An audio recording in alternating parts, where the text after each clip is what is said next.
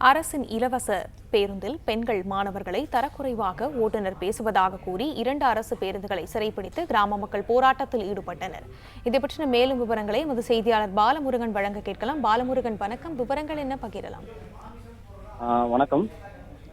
பேருந்து நடத்துனர் பெண்கள் மாணவர்களை தரைக்குறைவாக பேசுவதாக கூறி 2 அரசு பேருந்துகளை சிறைப்பிடித்து கிராம மக்கள் போராட்டம் நடத்தியதால் பரபரப்பு. மேலும் இலவச பேருந்து என்பதால் பெண்கள் பேருந்து நிறுத்தத்தில் ஏற்ற மறுப்பதாகவும் குற்றச்சாட்டு இருந்துள்ளது.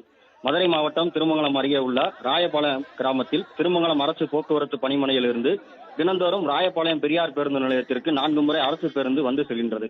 இந்த நிலையில் மாலை நேரம் பெரியார் பேருந்து நிலையத்திலிருந்து ராயபாளையம் வரக்கூடிய அரசு பேருந்து திருமங்கலம் பேருந்து நிலையத்தில் வரும்போது பள்ளி மாணவர்கள் பெண்கள் பேருந்தில் ஏறும்போது ஓட்டுநர் தரைக்குறைவாக பேசி வந்துள்ளதாகவும், மேலும் திருமங்கலத்தில் இருந்து ராயபாளையம் இடையே உள்ள கரிசல்பட்டி, மேலக்கோட்டை, விளக்கு, ராயபாளையம் விளக்கு உள்ளிட்ட பகுதிகளில் பெண்கள் பேருந்து நிறுத்தத்தில் இருந்தால் பேருந்தை நிறுத்தாமல் ஒரு சில நேரம் பேருந்து நிறுத்துவதற்கு 20 மீட்டர் தள்ளி வந்து நிறுத்துவதாகவும், இதனால் பெண்கள் ஓடி வந்து ஏறக்கூடிய சூழ்நிலையில் ஓடி வரும்போது பேருந்தை இயக்கி செல்வதாகவும் கிராம மக்கள் தெரிவிக்கின்றனர்.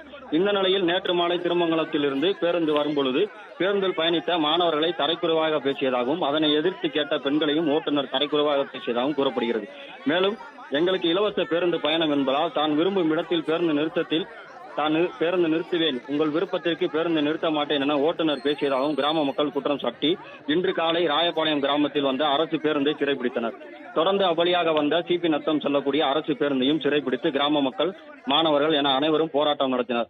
1 மணி நேரத்திற்கு மேலாக நடைபெற்ற போராட்டத்தை தொடர்ந்து சம்பவ இடத்திற்கு வந்த காவல்துறையினர் மற்றும் அரசு போக்குவரத்து கழக கோட்ட மேலாளர் தயாளகிருஷ்ணன், திருமங்கலம் அரசு போக்குவரத்து கழக பணிமனை மேலாளர் முத்துமணி உட்பட்ட அதிகாரிகள் கிராம மக்களிடம் பேச்சுவார்த்தை நடத்தி சம்பந்தப்பட்ட ஓட்டுநர் மீது உரிய நடவடிக்கை எடுப்பதாக கூறி அளித்ததன் தொடர்ந்து விவரங்களை வழங்கியமைக்கு நன்றி பாலமுருகன்.